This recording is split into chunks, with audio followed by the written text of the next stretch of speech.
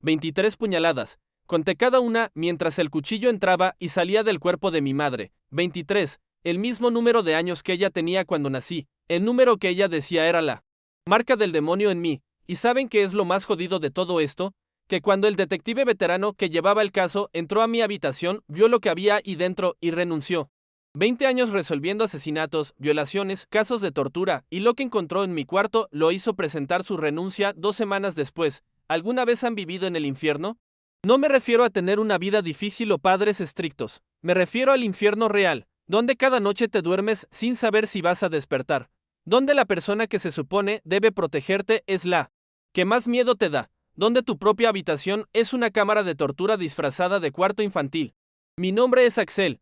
Tengo 17 años y estoy en un centro psiquiátrico penitenciario de máxima seguridad. No es una cárcel normal. Es un lugar para chavales como yo que hicimos cosas tan jodidas que los psicólogos no saben si somos víctimas, criminales, o ambas cosas. Estoy esperando que me evalúen para determinar si puedo ser juzgado o si paso el resto de mi vida aquí, entre pastillas y terapias que no van a cambiar nada, porque yo maté a mi madre. La apuñalé 23 veces en mi propia habitación, y necesito contar esto. Necesito que alguien entienda lo que realmente pasó, lo que los medios no dijeron, lo que la policía encontró y prefirió mantener en secreto porque era demasiado perturbador para el público. Esta es mi historia, y les advierto que es brutal, que probablemente no van a dormir bien después de escucharla, pero es la verdad, mi verdad. Empecemos por el principio. Soy hijo único. Mi padre murió cuando yo tenía 5 años. Oficialmente fue un accidente doméstico por intoxicación por monóxido de carbono de una estufa defectuosa. Mi madre, Carolina, era profesora de primaria. Todo el mundo la adoraba. Los vecinos la consideraban una santa por criar sola a un niño. Sus alumnos la querían. Los padres de sus alumnos la respetaban. Era amable, sonriente, dedicada. En casa era otra persona. No siempre fue así. Tengo recuerdos vagos de cuando papá estaba vivo. Recuerdo que mamá era diferente entonces, más calmada. Intensa. Pero después de que papá murió, algo en ella se rompió, o más bien, algo que ya estaba roto, salió a la superficie. Al principio fueron cosas pequeñas. Me hacía rezar antes de cada comida, antes de dormir, al despertar, pero no oraciones normales. Eran cosas raras que ella se inventaba sobre purificar el alma, sobre expulsar la oscuridad. Yo tenía 6 años. Pensaba que todas las madres hacían eso. A los 7 empezó a decir que había algo malo en mí, que podía verlo en mis ojos, que era igual que mi padre. Nunca entendí qué quería decir con eso, pero la forma en que lo decía me aterraba. A los 8. Me obligaba a dormir con las manos atadas a la cama. Decía que era para evitar que las fuerzas oscuras me hicieran daño durante la noche. Yo lloraba, le suplicaba que no lo hiciera. Pero ella me acariciaba el pelo y me decía que era porque me amaba, que todo lo que hacía era por amor. A los 9, instaló un candado en la puerta de mi habitación, por fuera. Me encerraba cada noche para mi protección. Si necesitaba ir al baño durante la noche, tenía que golpear la puerta y esperar a que ella me dejara salir. A veces tardaba horas. Aprendí a aguantarme. Aprendí a no beber agua después de las 6 de la tarde. A los 10. Tapió mi ventana con tablones de madera. Dijo que la luz de la luna era corrupta y que me estaba enfermando. Mi habitación se volvió un búnker oscuro. Solo entraba luz cuando ella abría la puerta. En el colegio nadie notaba nada. Yo era un niño callado, tímido, pero sacaba buenas notas.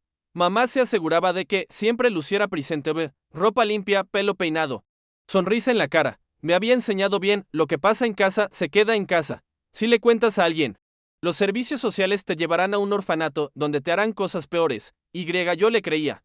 ¿Por qué no iba a creerle? Era mi madre. Era todo lo que tenía.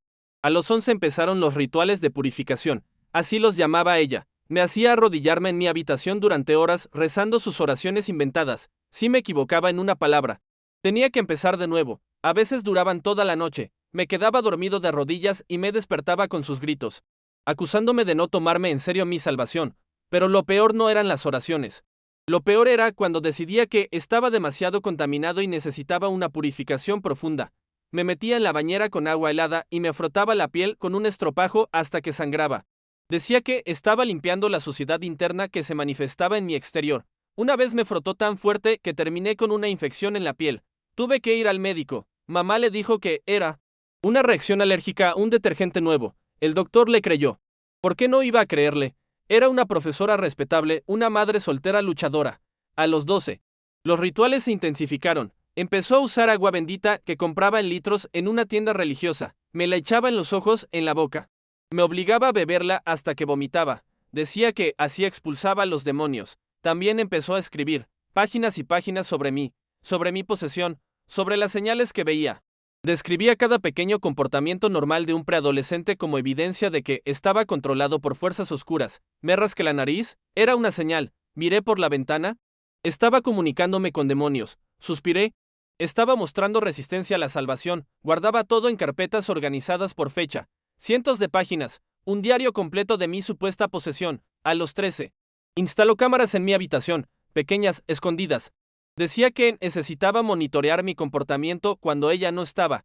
Necesitaba evidencia de la manifestación demoníaca para saber cómo ayudarme mejor. Revisaba las grabaciones cada noche. Sí. Me veía haciendo algo que ella consideraba sospechoso, moverme mucho al dormir, hablar en sueños. Incluso simplemente estar quieto demasiado tiempo había consecuencias. Las consecuencias variaban. A veces me encerraba en mi cuarto durante días, pasándome comida por debajo de la puerta. Otras veces me obligaba a escribir "no estoy poseído" 1000 veces en un cuaderno, y a veces, cuando estaba particularmente contaminado. Venían los rituales físicos. Me hacía sostener hielo en las manos hasta que me quemaba la piel. Decía que el dolor físico expulsaba el dolor espiritual. Me obligaba a estar de pie contra la pared. Durante horas, sin moverme. Si me movía, empezábamos de cero. Una vez me hizo sostener libros pesados con los brazos extendidos durante 3 horas.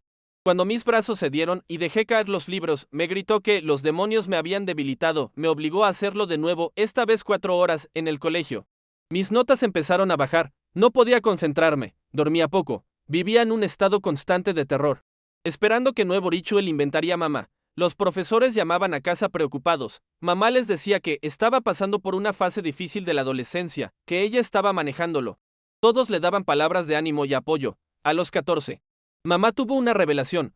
Dijo que Dios le había hablado en un sueño y le había dicho cómo salvarme. Necesitaba marcar mi cuerpo con símbolos sagrados para protegerme de las fuerzas oscuras. Usó un marcador permanente al principio. Dibujaba cruces, círculos, símbolos extraños que se inventaba en mis brazos, mi espalda, mi pecho. Me obligaba a mantenerlos durante semanas, renovándolos cuando se borraban. Pero eventualmente decidió que no era suficiente. Los símbolos necesitaban ser permanentes. Necesitaban estar escritos con esencia de vida. Empezó a hacerme pequeños cortes en la piel con una cuchilla de afeitar. Nada profundo. Solo lo suficiente para sangrar. Usaba mi sangre para pintar símbolos en las paredes de mi habitación. Decía que mi sangre era el campo de batalla entre el bien y el mal, y que usarla para crear símbolos sagrados ayudaría al bien a ganar. Las paredes de mi cuarto se llenaron de símbolos rojos, cruces, pentagramas invertidos que luego tachaba, palabras en latín mal escritas, todo pintado con mi sangre. Cuando la sangre se secaba y se volvía marrón, ella volvía a hacer cortes frescos para renovar los símbolos. Intenté resistirme una vez. Tenía 14 años y estaba harto. Cuando vino con la cuchilla, le dije que no, simplemente no. Me negué a darle mi brazo. Su reacción me aterró más que cualquier ritual. No se enojó, no gritó. Solo me miró con esa expresión fría y vacía que ponía a veces, y me dijo con calma: Axel, si no me ayudas a salvarte, tendré que tomar medidas más drásticas. No quieres eso, ¿verdad? No supe qué significaba, pero el tono de su voz me heló la sangre. Le di mi brazo. A los 15. Mamá empezó a grabar los rituales. Compró una cámara de video decente y un trípode. Decía que necesitaba documentar mi proceso de salvación para mostrarle a Dios que estaba haciendo todo lo posible por ayudarme.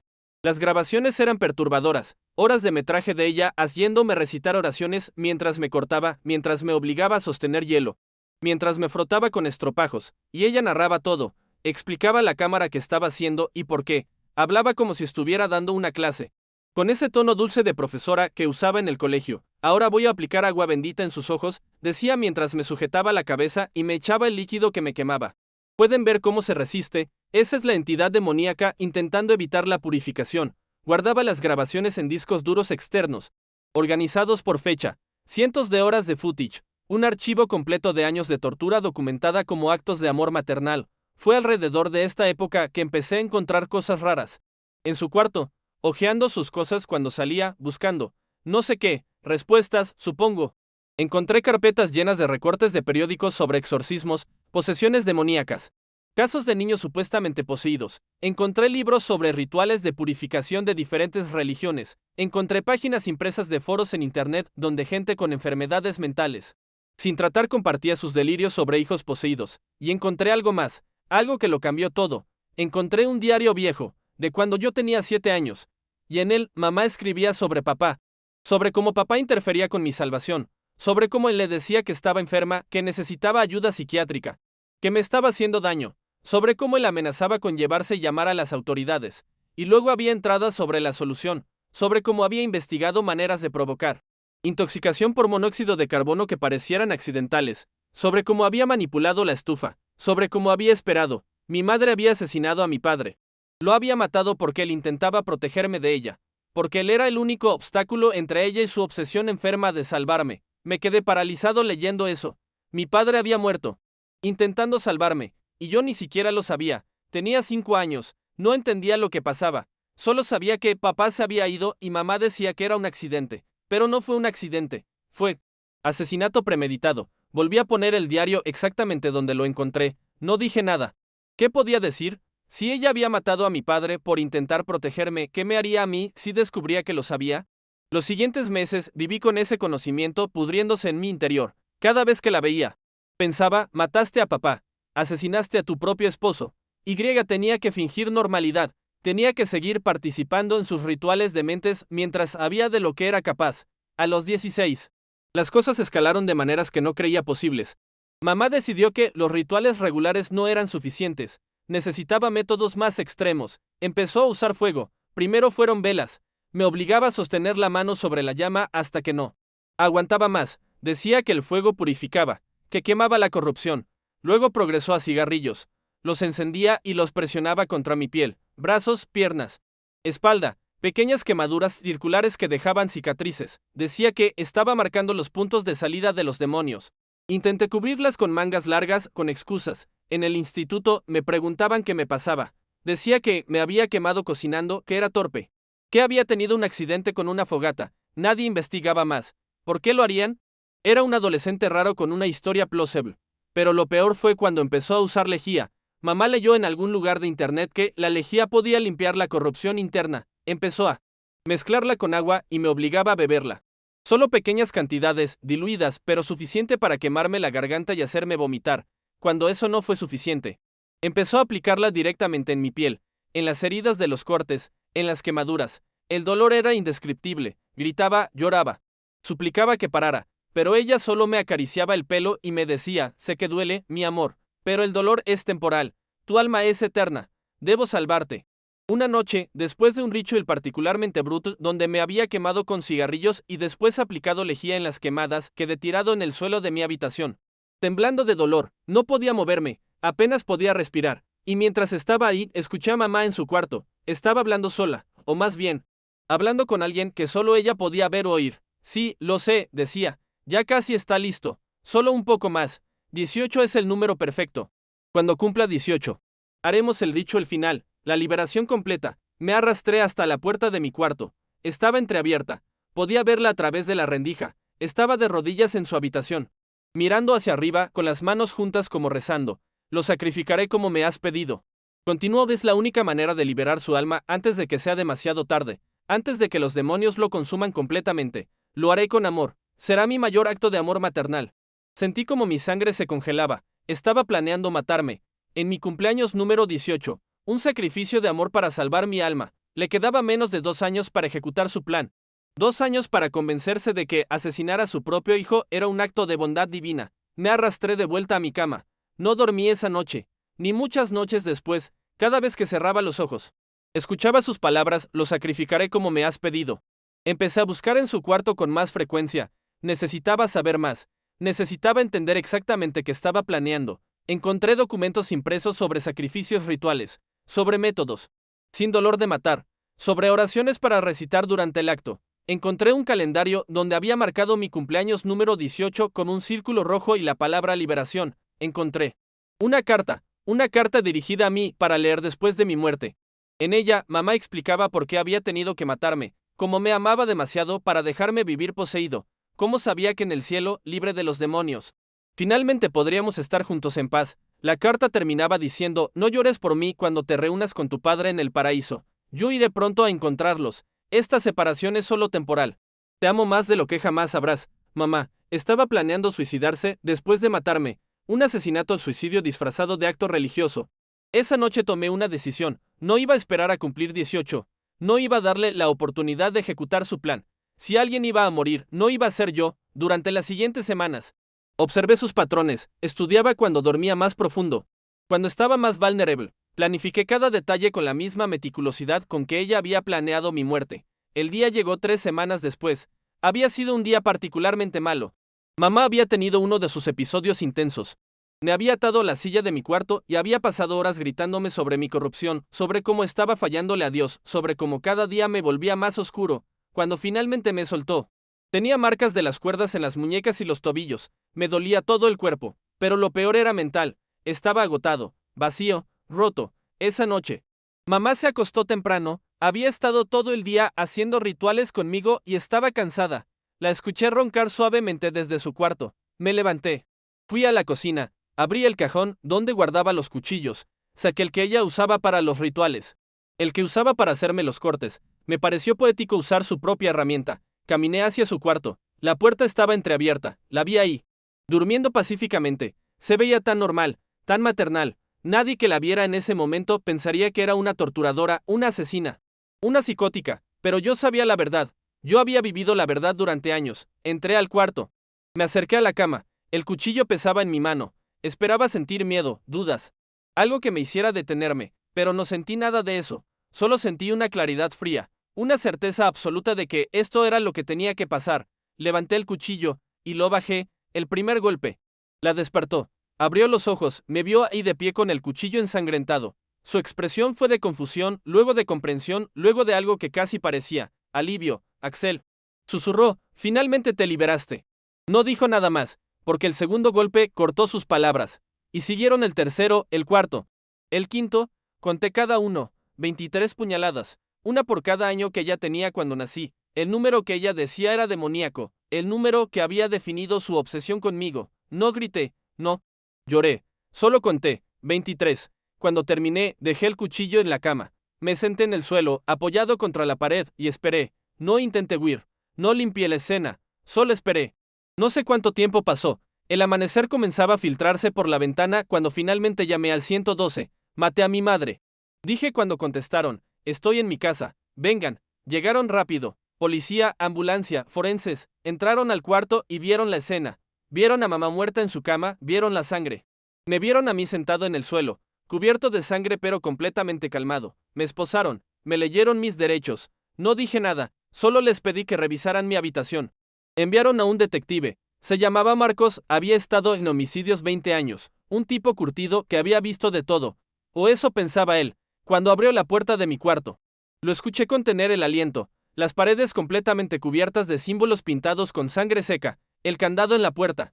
Por fuera, la ventana tapiada, las cadenas atornilladas al suelo, el cubo en la esquina que usaba como baño cuando estaba encerrado, las cámaras escondidas, los cuadernos llenos de no estoy poseído escrito miles de veces, y en la mesita de noche, las carpetas, cientos de páginas del diario de mamá, los discos duros con las grabaciones, las fotos mías de niño con los ojos tachados, los documentos sobre sacrificios rituales, el calendario con mi cumpleaños marcado como liberación. El detective salió de mi cuarto pálido, lo vi vomitar en el pasillo. Durante el proceso, tuvieron que traer psicólogos especializados en abuso extremo para evaluar todo el material, vieron las grabaciones, leyeron los diarios, examinaron mi cuerpo y catalogaron cada cicatriz, cada quemadura, cada marca. El detective Marcos testificó en el juicio, describió lo que había encontrado en mi habitación, pero a mitad de su testimonio, se detuvo, empezó a temblar, no pudo continuar. 2 semanas después presentó su renuncia a la policía. 20 años resolviendo los peores crímenes y mi caso lo rompió. Después supe que estaba en terapia intensiva, que tenía pesadillas con lo que vio, que no podía entrar a cuartos cerrados sin tener ataques de pánico. Mi habitación había sido su límite. El juicio fue complejo. El fiscal argumentaba asesinato premeditado. Yo había planeado matar a mamá, había esperado el momento adecuado, lo había ejecutado metódicamente. Mi abogado argumentaba defensa propia bajo estrés postraumático extremo. Presentó toda la evidencia del abuso. Los psicólogos testificaron que yo había vivido en un estado constante de terror, que tenía todas las razones para creer que mi madre me mataría, que actué para preservar mi vida. Los medios tuvieron un día de campo. Adolescente asesina a madre profesora respetada, así empezaban los titulares. Pero cuando salió la evidencia, cuando se filtraron algunos detalles de lo que había en mi cuarto, La narrativa cambió. Cámara de tortura descubierta en casa de profesora. Madre torturaba a hijo durante años bajo delirios religiosos. Detective renuncia después de caso de abuso más perturbador de su carrera. El público estaba dividido. Algunos me veían como víctima que se defendió, otros como un asesino que podría haber buscado ayuda pero eligió la violencia. En mi declaración final, dije algo que selló mi destino: no la maté porque tuviera miedo, no la maté en defensa propia, la maté porque quería hacerlo. Porque cada puñalada me hizo sentir más libre de lo que me había sentido en años, porque disfruté viéndola morir, y si pudiera volver atrás, lo haría exactamente igual. El silencio en la sala fue absoluto. Mi abogado me miró horrorizado. Los psicólogos tomaban notas frenéticas. El juez me miraba con una expresión indescifrable. ¿Por qué? Dije eso, porque es la verdad. Los años de terapia después han intentado hacerme decir que estaba traumatizado, que no pensaba con claridad, que fue el estrés postraumático hablando, pero no, fue honestidad pura. Disfruté matándola. Cada puñalada fue liberadora. Cada gota de su sangre se sentía como justicia, y no me arrepiento. Eso me hace un monstruo. Los psicólogos no se ponen de acuerdo. Algunos dicen que es una respuesta normal al trauma extremo, que después de años de abuso mi cerebro asoció su muerte con supervivencia y liberación. Otros dicen que muestra rasgos psicopáticos desarrollados como resultado del abuso prolongado. Me declararon culpable de homicidio doloso con atenuantes. Me sentenciaron a un centro psiquiátrico penitenciario hasta cumplir 25 años con evaluaciones anuales. Si muestro progreso significativo y soy considerado no peligroso, podría salir antes. Llevo 6 meses aquí. Las sesiones de terapia son diarias. Me hacen hablar sobre mamá, sobre lo que sentí. Sobre si entiendo que lo que hice estuvo mal. Y aquí está la cosa: intelectualmente entiendo que matar está mal. Entiendo que hay leyes, que hay consecuencias. Entiendo todo eso. Pero emocionalmente, no siento que hice nada malo. Siento que hice lo que tenía que hacer, que fue ella o yo. Y elegí que fuera ella. Los otros chavales aquí me tienen miedo. Corrió la voz de porque estoy aquí. De lo que le hice a mi madre. Me ven como alguien capaz de violencia extrema. Y tienen razón, lo soy. Pero solo contra quienes me dañan. Solo contra quienes merecen. Esa es la diferencia que los psicólogos intentan entender. No soy violento por naturaleza. Soy violento cuando es necesario. ¿Volvería a hacerlo? Sí, sin dudarlo. ¿Me hace eso irreparable? Tal vez, probablemente. Los años de abuso me cambiaron de maneras que no se pueden deshacer. Me enseñaron que a veces la única solución es la violencia, que esperar a que alguien te salve es una fantasía. Nadie vino a salvarme. Mi padre lo intentó y mamá lo mató. Los profesores no notaron nada. Los vecinos no sospecharon nada. El sistema falló completamente. Así que me salvé yo mismo, de la única manera que sabía. ¿Cómo? Hoy es mi cumpleaños número 17.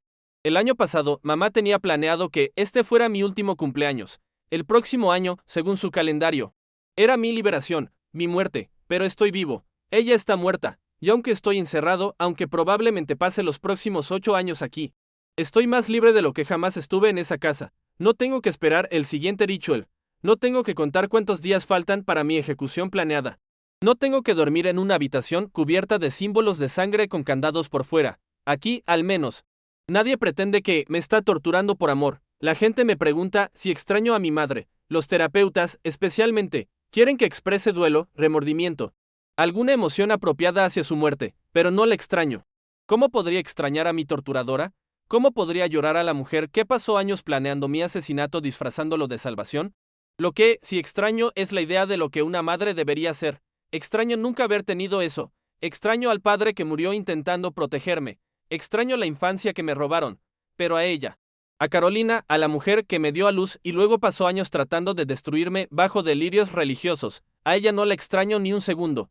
A veces me pregunto qué hubiera pasado si papá hubiera vivido, si hubiera logrado sacarme de ahí, si hubiera llamado a las autoridades, si me hubiera protegido. ¿Sería diferente? ¿Sería normal? Pero él no tuvo la oportunidad. Mamá se aseguró de eso. Y yo me aseguré de que ella no tuviera la oportunidad de hacer conmigo lo que hizo con él. El detective que renunció, Marcos, me escribió una carta hace 2 meses. No sé cómo la logró pasar, pero llegó. En ella decía: Axel, llevo 20 años en esto. He visto cosas que me persiguen. Pero tu habitación, eso fue diferente. No fue solo la evidencia física del abuso. Fue la meticulosidad de todo. Los diarios organizados por fecha. Las grabaciones catalogadas, la premeditación fría de tu madre planeando tu muerte mientras documentaba tu salvación. Nunca había visto tanta maldad disfrazada de amor. Me fui porque no podía seguir haciendo este trabajo, sabiendo que hay cosas así en el mundo. Pero quiero que sepas algo, en 20 años tú eres la única persona a la que arresté por homicidio que no me quita el sueño, porque entiendo por qué lo hiciste, y en tu lugar. No sé si hubiera sido lo suficientemente fuerte para sobrevivir tanto tiempo como tú lo hiciste. Guardo esa carta debajo de mi almohada. La leo cuando los terapeutas intentan convencerme de que soy un caso de rehabilitación fallida, de que mi falta de remordimiento me hace peligroso. Tal vez tengan razón. Tal vez sea peligroso, pero también soy un superviviente. Y a veces, para sobrevivir, tienes que hacer cosas peligrosas. Esta es mi historia. La historia del chico que mató a su madre con 23 puñaladas y no se arrepiente. La historia que hizo renunciar a un detective veterano. La historia que divide opiniones entre quienes piensan que soy víctima y quienes piensan que soy monstruo. Tal vez sea ambas cosas. Tal vez el abuso me convirtió en algo nuevo. Algo que no encaja en categorías simples de víctima o perpetrador. Lo que sé es esto: sobreviví. Estoy vivo. Mi madre no pudo ejecutar su plan de liberarme asesinándome. Y aunque paso mis días en un centro psiquiátrico, siendo analizado y medicado y terapeutizado, sigo siendo yo quien controla mi destino, no ella. Nunca más ella. Si llegaste hasta aquí, gracias por escuchar. Sé que es una historia brutal. Sé que probablemente te dejó incómodo, perturbado, tal vez hasta asqueado. Bien, debería, porque lo que viví fue brutal. Y lo que hice fue brutal. Pero era necesario. Si te impactó, dale me gusta al video. Es el botón de pulgar arriba debajo. Y si quieres escuchar más historias reales como esta, historias de gente que ha sobrevivido cosas inimaginables, suscríbete al canal. Solo dale al botón de suscribirse. Déjame saber en los comentarios qué piensas. ¿Crees que tenía derecho a hacer lo que hice? ¿Crees que soy víctima o asesino? ¿Crees que el detective tuvo razón en renunciar? ¿Has vivido algo similar, aunque sea remotamente? Cuéntamelo. Este es un espacio seguro para compartir. Y si tienes tu propia historia que quieras que contemos, escríbela en los comentarios. La leeremos. Todas las historias merecen ser escuchadas. Perdón si el video fue muy largo, muy intenso, muy perturbador, pero estas experiencias no se pueden condensar. No se pueden suavizar. Hay que contarlas completas, con todos los detalles horribles, para que la gente entienda cómo alguien llega a hacer lo que yo hice. Gracias por ser parte de esta comunidad. Gracias por no juzgar sin conocer toda la historia. Gracias por escuchar hasta el final. Nos vemos en el siguiente video. Si es que todavía quieren verme después de esto. Y si están pasando por algo así, si alguien los está lastimando, aunque sea con amor, aunque sea con buenas intenciones, busquen ayuda, cuéntenlo. No esperen tanto como yo. No dejen que llegue al punto donde la única salida parezca la violencia, porque una vez que cruzas esa línea, todo cambia, y no hay vuelta atrás. Cuídense. Y recuerden, a veces los monstruos más grandes son los que se disfrazan de salvadores.